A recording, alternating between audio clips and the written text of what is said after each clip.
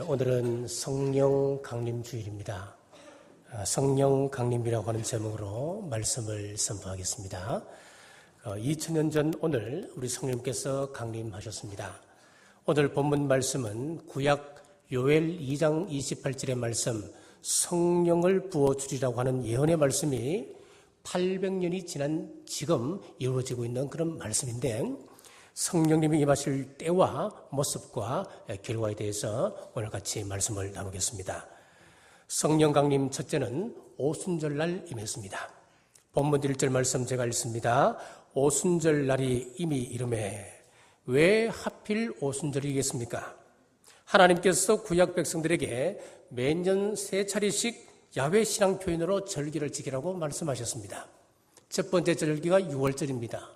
6월절은 이스라엘 백성이 애굽에서 탈출한 날을 기념하는 날입니다. 그날 우리 예수님께서 십자가에 못 박히셨고 부활하신 절기이기도 합니다. 어둠 근세에서 우리를 구원하셨던 것을 예표하고 있습니다. 둘째는 오순절인데, 오순절을 혹은 77절 아니면 초순절, 초실절 그렇게 이야기합니다. 첫 열매를 드리는 절기입니다. 신약 시대 오순절은 성령님 강림하심으로 첫 교회가 탄생했습니다. 성령님의 첫 열매가 바로 교회입니다. 세 번째 절기는 장막절인데, 가을에 익은 곡식을 추수하여서 창고에 넣어드린다. 그래서 수장절 그렇게 부르기도 했습니다. 수장절은 우리 주님 재림시 믿는 자를 천국 창고에 거두어드릴 심판을 예표하고 있습니다. 자, 그 중에서도 오늘 사도행전 역사는 오순절에 일어났습니다. 오순절은 50일이라고 하는 뜻입니다. 헬라어로 펜타코스타라고 이야기하는데, 포스트라고 이야기하는데, 이는 50일의 제삿날 그런 뜻을 가지고 있습니다. 유대인들이 출애굽에서 시내산에 도착할 때가 출애굽기 19장 1절에 보니까 애굽 땅을 떠난 지 3개월이 되던 날 그렇게 했습니다. 출애굽한 지 50일째 모세가 시내산에서 하나님으로부터 말씀 받는, 십계명을 받는 날이 되었습니다. 그래서 이스라엘 백성들은 이 날을 영적인 말씀을 받는 날로 지키는데, 바로 이날 성령님께서 임하셨습니다. 성령 강림 두 번째는 다 같이 한 곳에 모여 있을 때 성령님께서 강림하셨습니다. 1절 말씀 다시 읽겠습니다. 오순절 날이 이미 이르매 그들이 다 같이 한 곳에 모였더니. 성령님의 역사는 함께 모이는 곳에 나타나셨습니다. 성냥불 하나는 우리의 콧바람에도 쉽게 꺼지지만은 불길이 모이고 커지면 태풍으로도 그것을 끌 수가 없습니다. 태풍이 강하게 불면 불수록 오히려 불길은 마을을 삼키고 산야를 태우는 큰 불길로 일어납니다. 그러므로 잘 모이는 것이 그리스도인들의 힘입니다. 우리가 힘써 모일 때 주님께서는 일하기 시작하십니다. 여러분의 신앙을 한번 살펴보십시오. 여러분의 신앙이 뜨거울 때는 모이는 것에 힘을 썼을 겁니다. 그러나 모임 자체가 나태해지기 시작하면 분명히 여러분의 신앙에는 문제가 일어나기 시작하는 겁니다. 구약에 보면 모일 때 성령님께서 역사하셨습니다. 미스바에 온 이스라엘 백성이 모였을 때에 그곳에서 회개 바람이 불기 시작했습니다. 에스라 시대 부흥운동도 귀환했던 백성들의 모임으로부터 시작되었습니다.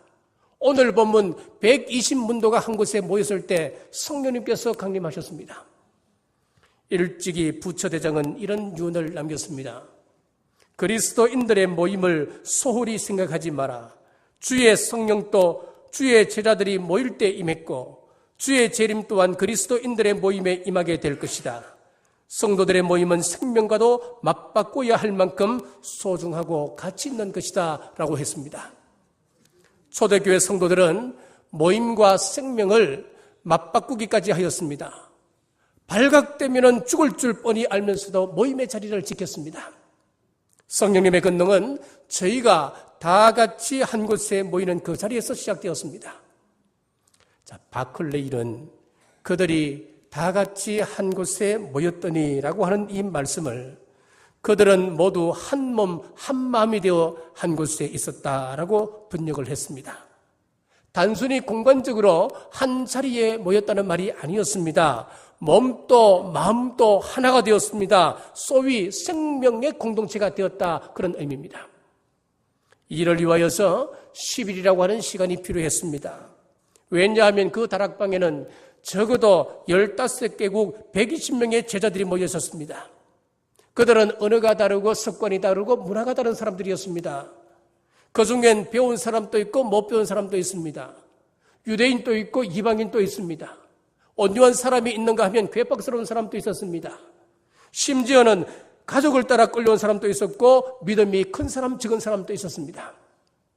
이들이 함께 나눈 열흘이라고 하는 그 기간은 서로의 얼굴을 알고 지내는 그런 기간이 아니었습니다. 함께 기도하며 깊은 친밀감 가운데 들어가서 자신의 생활을 나누고 자신의 가족사의 생활을 나누었습니다. 예수님을 만난 이야기를 나누었습니다. 또한 자신들이 입었던 고통과 상처와 그들의 아픔을 서로 나누는 그 문제를 나누는 그 사이에 이미 그곳에는 교회가 이루어져 가고 있었습니다. 10일 동안 그곳에서 그들은 3가지 일을 했습니다. 사도행전 1장 4절에 보니까 첫째는 순종했습니다.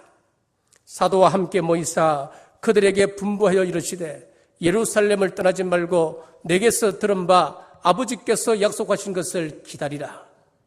예루살렘을 떠나지 말고 아버지께서 약속하신 것을 거기서 기다리라.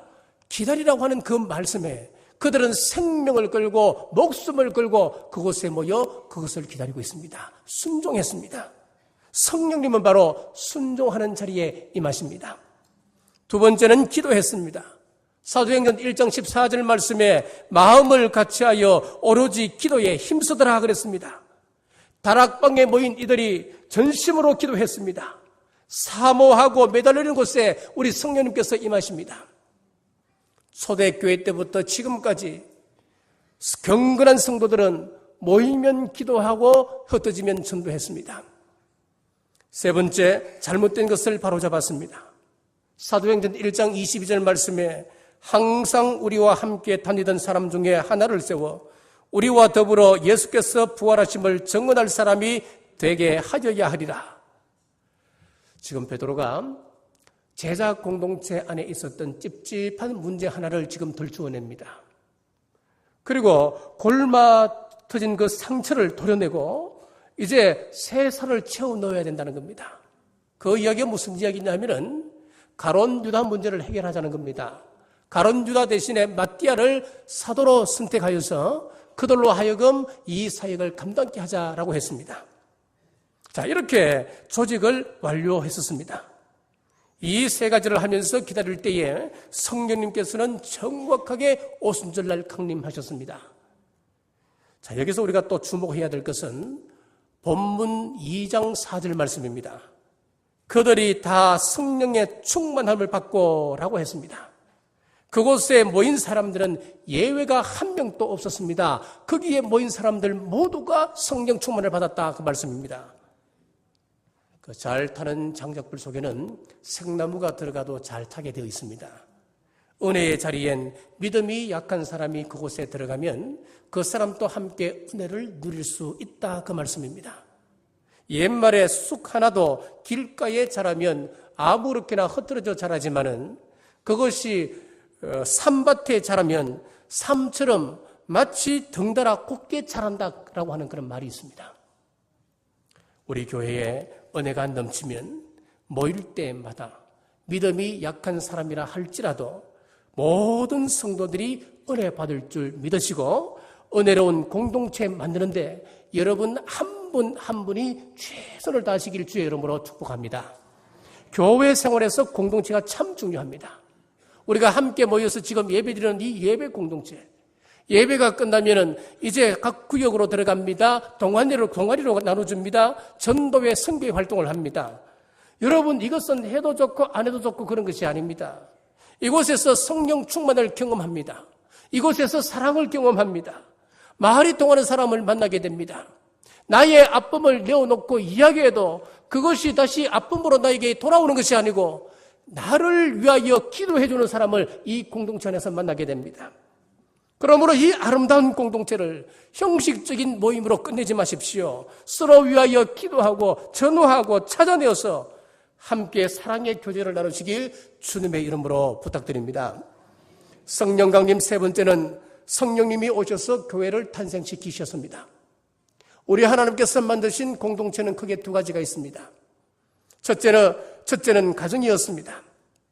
하나님께서 천지를 창조하실 때에 첫날 창조하시고 심히 좋았더라. 둘째, 셋째 날에도 하나님께서 보기 좋았더라. 넷째 날, 다섯째 날, 여섯째 날 동일하게 하나님께서 보기 좋았다 말씀하셨고, 하지만 이 가운데 하나님께서 보기에 좋지 않았다고 하는 말씀을 하시는데 그것이 바로 아담이 독취하는 것이다 라고 했습니다. 그래서 하나님께서 하와를 만드시고 가정을 만드셨습니다. 그런데 죄로 말미암아 그 공동체가 무너져 버렸습니다. 하나님은 이스라엘 공동체를 통하여서 하나님의 꿈을 이루기를 소원하셨습니다. 그런데 이스라엘 공동체도 죄와 불순종으로 말미암아 깨어져 버리고 말았습니다. 그때 하나님은 더 이상 실패하지 않는 공동체를 세우기를 원하셨습니다. 그 일을 위해서 먼저 죄를 없애는 일부터 시작했습니다. 왜냐하면 죄는 공동체를 허무는 것이기 때문에 그렇습니다.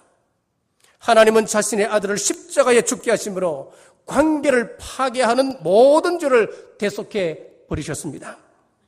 그리고 지금 제자들과 120문들을 모시고 그들에게 오순절날 성령을 부으셔서 교회 공동체를 탄생시키신 겁니다. 여러분, 교회가 무엇입니까? 예수 그리스도를 나의 주, 나의 하나님으로 고백하는 사람들의 모임이 교회입니다.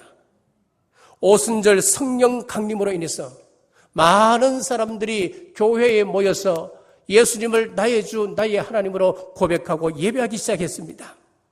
이 공동체는 혈육 공동체가 아니었습니다. 민족 공동체도 아니었습니다. 예수님과 연합된 생명의 공동체, 성령의 공동체였습니다. 그래서 이 공동체 안에 들어오면 누구든지 형제, 자매라 부를 수 있습니다. 이들의 삶을 보면 사도행전 2장에 니것 내것 구분 없이 서로 나누며 하나 되었다 그랬습니다. 자, 이렇게 성령 강림 후에 교회가 탄생했습니다. 자, 우리가 잘 알다시피 예수님의 제자들은 3년 동안 예수님과 동거동락하며 예수님으로부터 친히 훈련받았던 사람이었습니다. 그들은 예수님과 생활했고 예수님의 기적을 목격했습니다. 그리고 예수님의 부활도 그들은 목격했습니다. 그런데 그들이 십자가 앞에 서자 예수님을 부인하고 도망가 버렸습니다. 심지어는 제자 가운데 한 사람은 예수님을 팔아버리기까지 했습니다. 예수님께 신앙훈련을 직접 받았던 그 사람들이 이런 일을 벌였습니다. 예수님으로부터 직접 신앙훈련을 받았던 그 사람들이 이 모양이라면 저와 여러분들은 어떻겠습니까? 두말할 것 없지요. 신앙훈련만을 잘 받았다고 모든 것이 완성되는 것이 아니란 이야기입니다. 훈련만으로 주의 일을 감당할 수 없다는 이야기입니다. 성령 충만해야 주의 교회를 세울 수 있습니다. 오늘 교회의 문제는 하나님을 믿지 않는 데 있는 것 아닙니다. 하나님을 제한하는 데 있습니다. 그분의 능력을 제한합니다. 그분의 사랑을 제한합니다. 우리 예수님을 다 믿습니다. 그러나 예수님의 구속과 용서를 우리는 제한하고 살아가는 여기에 문제가 있습니다. 이런 신앙인들은 사역을 하고 싶으나 사역할 힘이 없습니다. 용서는 하고 싶지만은 용서할 힘이 없습니다. 사랑하고 싶지만은 사랑할 힘이 없습니다. 그러나 여기 성령님의 능력이 있습니다. 구약의 한 할머니가 임신했습니다. 어떻게 이런 일이 가능하겠습니까? 신약의 한 처녀가 잉태했습니다. 어떻게 이런 일이 가능했겠습니까? 하나님의 사자에게 물었습니다. 하나님의 사자가 대답합니다. 성령님 안에서는 불가능이 없느니라. 하나님은 능치 못하는 일이 없느니라. 이렇게 성령님이 오심으로 모든 일이 가능해졌고 또 교회를 만들어서 성령님의 능력을 교회를 통하여 흘러나가게 했습니다. 하나님께서 만드신 이 교회를 소중히 여기고 잘 지켜서 성령 충만하시길 주님의 이름으로 축복합니다. 성령 강림 네 번째는 성령님의 사역입니다. 성령님의 사역 첫 번째는 급하고 강한 바람처럼 임했습니다. 2절 말씀입니다. 호련히 하늘로부터 급하고 강한 바람 같은 소리가 있어 그들이 앉은 온 집에 가득하며. 자, 이 바람은 고대인들에게는 신비한 능력을 의미했습니다. 이 바람은 바다에서 물결을 요동치게 합니다. 큰 물길이 나서 거대한 배를 삼켜버리게끔 합니다. 바람은 거목을 꺾고 마을과 집을 온통 다 날려버릴 수도 있습니다. 헬라어나 히브리어에서는 바람과 성령을 한 단어로 사용합니다. 바람은 불지만 어디로 와서 어디로 가는지 우리가 알지 못합니다. 바람은 볼 수도 없습니다. 바람은 만질 수도 없습니다. 하지만 우리가 다 느낄 수는 있습니다. 여기 이 바람이라고 하는 말은 헬라어로 퍼뉴마라고 하는 것인데 바로 바람이라고 하는 그런 뜻이죠. 모세가 홍해를 가르기를 위하여 기도했을 때에 밤새도록 바람이 불어왔습니다. 엘리야가 하늘로 승천하실 때에 회오리 바람이 불었다 그랬습니다. 자, 그러면 이 바람의 성격이 뭡니까? 바로 자유함입니다. 이 바람은 어떤 장애도 받지를 않습니다.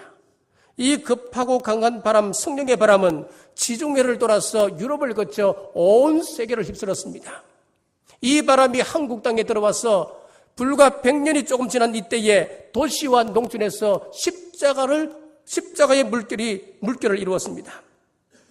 이제 이 성령의 역사는 다시 북한 땅에서도 이루어질 수 있습니다. 바람 같은 이 성령님이 38선을 통과해서 북한 땅에도 왕래함을 믿으시고 북한의 복음화를 위하여서 기도하는 여러분 되시길 주의 이름으로 축원합니다. 두 번째, 성령님의 역사는 불의 혀처럼 갈라지듯 임했습니다. 3절 말씀에 불의 혀처럼 갈라지는 것들이 그들에게 보여라고 했습니다. 자, 여기서 이들이 보았던 것은 바로 불이었습니다. 불을 보았습니다. 모세가 시내산에 오를 때에 하나님께서 불 가운데 강림하셨습니다. 출애굽기 19장 18절 말씀에 시내산에 연기가 자욱하니 여호와께서 불 가운데서 거기 강림하십니다. 하나님이 역사하실 때는 먼저 불로 우리에게 임하십니다. 그리고 불은 하나님의 임재를 상징합니다. 하나님의 불이 임하자 이어서 말씀이 선포되어서 그 말씀에 의해서 십계명을 받습니다. 이것이 바로 구약의 오순절의 사건이었습니다. 출애굽기 3장에서도 모세가 호렙산에서 하나님을 배울 때에 하나님께서는 떨기나무 불꽃 가운데 임하셨습니다. 레위기 6장 8절 말씀에 성전 안에 항상 불을 피워 꺼지지 않게 하라 했습니다. 무슨 뜻이겠습니까? 불같은 성령님의 임재가 이 교회 가운데 항상 임할 수 있도록 하라, 그 말씀입니다. 자, 그러면은 왜 성령님께서 불 가운데 임하셨을까요? 불의 성격이 있습니다. 불은 소멸하는 능력이 있습니다. 죄악의 도시 소돔과 고모라를 하나님께서 불로 흔적도 없이 사로버리셨습니다.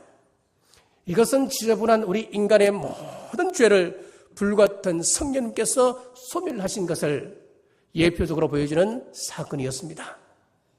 성령의 불로 우리의 죄악이 태워짐을 믿고 성령 충만을 위하여 기도하는 여러분 되시기를 간절히 바랍니다.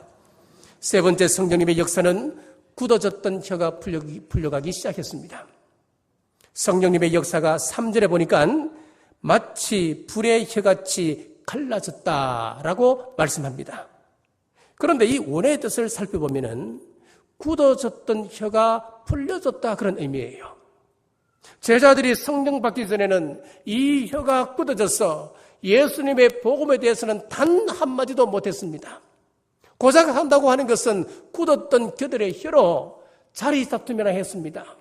그리고 예수님께서 십자가에 못 박히실 때에 도무지 나는 모른다 부인하는데 주저하지 않았습니다. 그런데 성령님께서 임하시게 되자 그들의 입이 달라졌습니다. 능력 있는 혀로 바꿔지기 시작했습니다.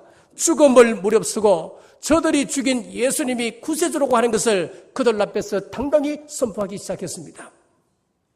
저들의 능력의 말에 하루에 3,000명이 회개하고 돌아옵니다. 5,000명이 돌아옵니다. 허다한 무리가 주님 앞으로 돌아왔습니다. 자, 묻습니다. 여러분의 혀는 진리에 대해서, 복음에 대해서 굳어졌던 혀가 풀려졌습니까? 아직도 여전히 전도의 벙어리, 기도의 벙어리가 아닙니까?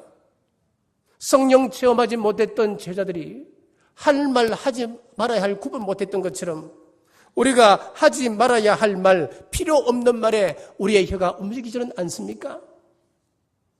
자, 여기서 우리가 발견할 수 있는 것은 성령님께서 임하실 때에 가장 먼저 우리의 말이 변화되었다고 하는 사실입니다. 오늘 본문 11절 말씀 보십시오. 우리가 다 각 언어로 하나님의 큰 일을 말함을 듣는도다. 성령 충만하니까 하나님의 큰 일을 말하기 시작했습니다. 하나님의 영광을 돌리는 그 말을 시작하기 시작했다는 이야기입니다. 그렇습니다. 성령 충만한 말은 절대로 남을 욕하거나 비난하지 않습니다. 남을 해치는 말 하지 않습니다. 남에게 상처 주는 말 하지 않습니다. 위로하는 말을 하고 격려하는 말을 하고 예수님의 향기를 드러내는 말을 하기 시작합니다. 영국 속담에 그릇을 알려면 두드려보면 알고 그 사람을 알려면 그 사람이 하는 말을 들어보면 안다는 속담이 있습니다. 그러므로 성령 충만하여서 우리가 같은 말을 해도 용기를 주는 말, 품어주는 말, 그 사람을 세워주고 지지하고 격려하는 말을 하는 여러분 되시길 주의 이름으로 축복합니다. 성령님의 역사 네 번째는 말이 통하기 시작했습니다. 8절 말씀입니다. 우리 각 사람이 난 곳 방언으로 듣게 되는 것이 어찌 됨이냐. 여러분 이것을 정확하게 이야기하면은 입의 방언이라기보다는 우리의 귀가 그 방언을 알아듣기 시작했습니다. 고린도전서 12장에 보면 성령님의 그 은사가 나타납니다. 성령의 역사가 나타납니다. 거기도 보면 방언을 하기 시작하는데 거기에 방언은 입으로 하는 방언이었습니다. 입방언이어서 사람들이 들어도 그 말씀을, 그 방언을 알아듣지를 못했습니다.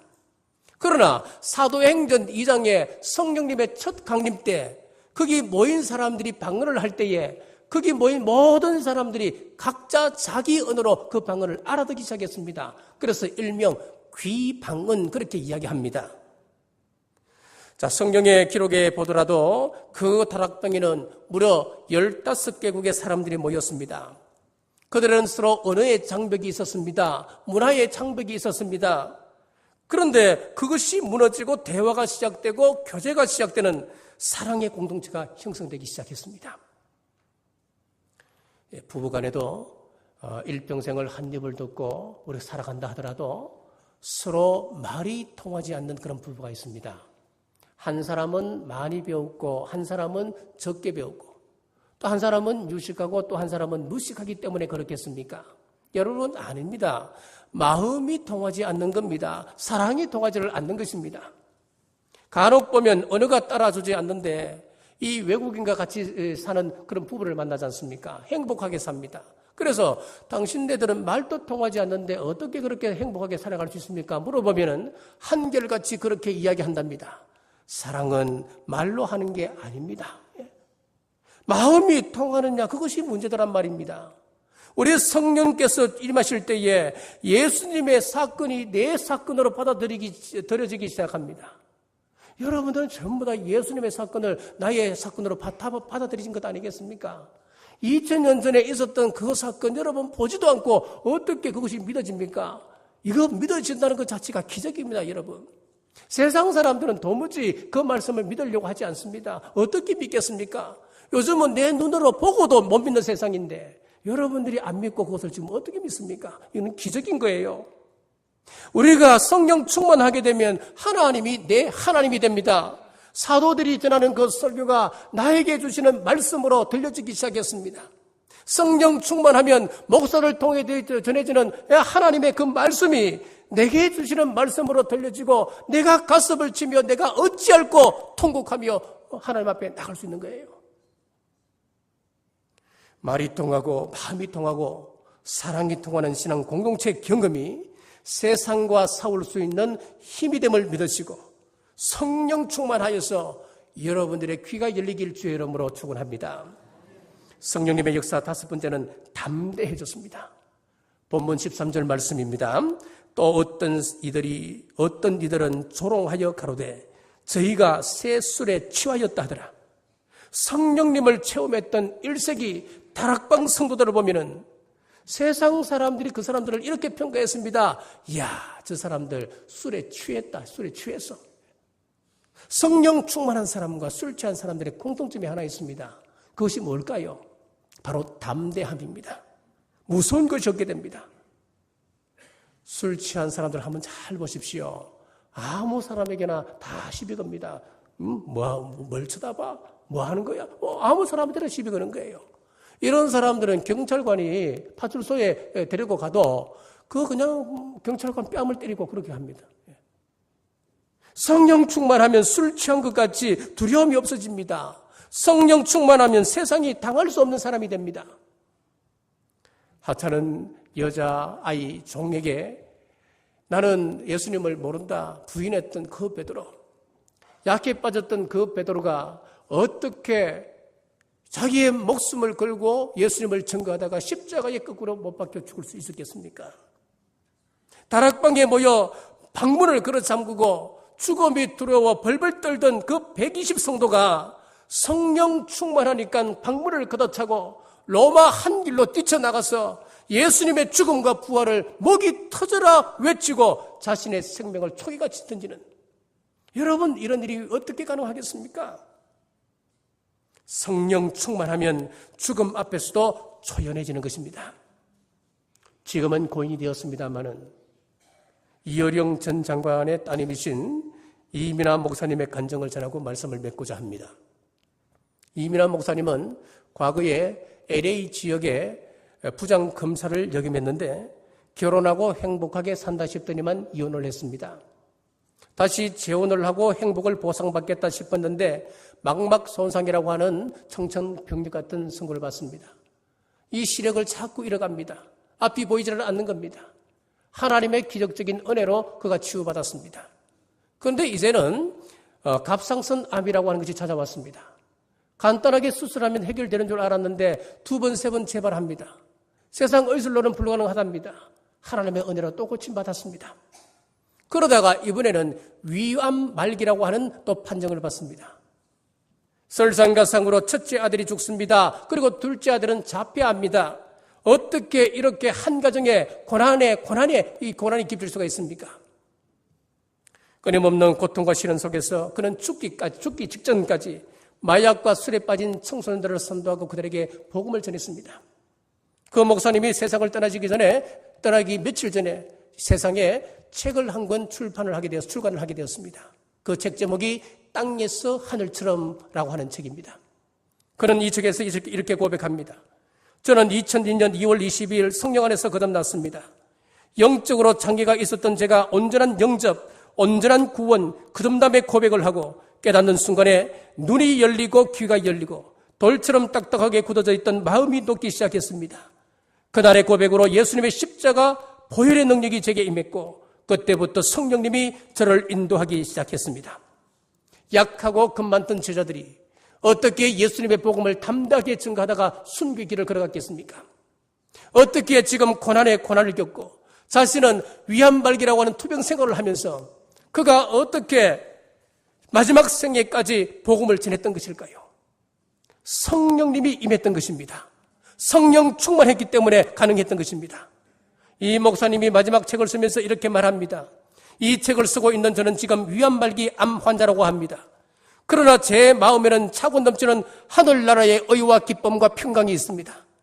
저를 사랑하시는 능력의 아버지 하나님이 그동안 저의 질병을 여러 번 고쳐주셨기 때문에 또 고쳐주시리라고 믿습니다. 그러나 어떤 이유에서든지 이 땅에서 그 치유를 온전히 다 받아 누리지 못하고 내 몸이 죽는다 하더라도 저는 예수님을 믿는 자는 죽어도 살겠고 살아서 그를 믿는 자는 영원히 죽지 않는다는 하나님의 말씀을 믿습니다.